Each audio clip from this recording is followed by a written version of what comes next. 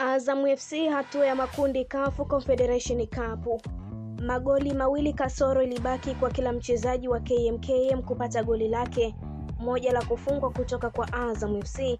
Jumla ya magoli 9-0 wamefungwa katika mechi zote mbili. Azam katika historia nyingine tena. Azam katika mechi zote mbili ilikuwa tu inahitajika kuthibitisha kwamba wanacheza na timu ambayo wameizidi kila kitu.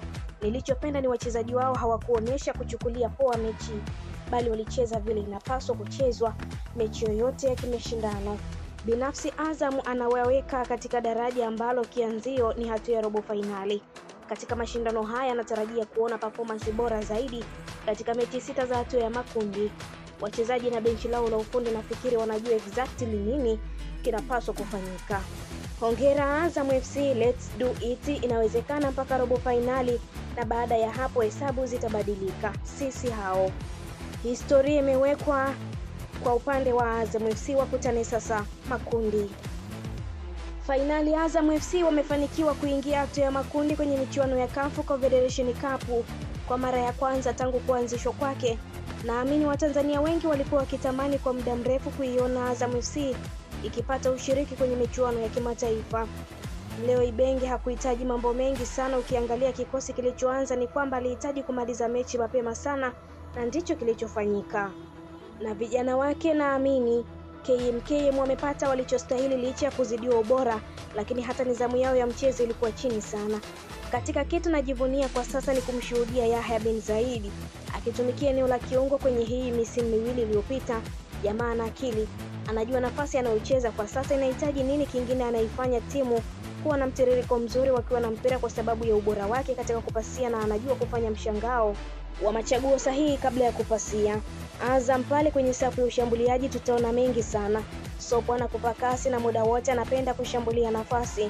Nado anatengeneza hatari nyingi akiwa na mpira mguuni kwa sababu ni mchezaji mbunifu na daraja lake kiufundi ni hali ya juu sana. Faisali ana jicho la kipekee. Kabla ya kutengeneza nafasi huwa anaanza kutafuta ni nani yupo tayari kwenye nafasi sahihi zaidi wakiwa wanashambulia. Usisahau kuhusu Kitambala, yeye kasajiliwa kuja kufunga tu.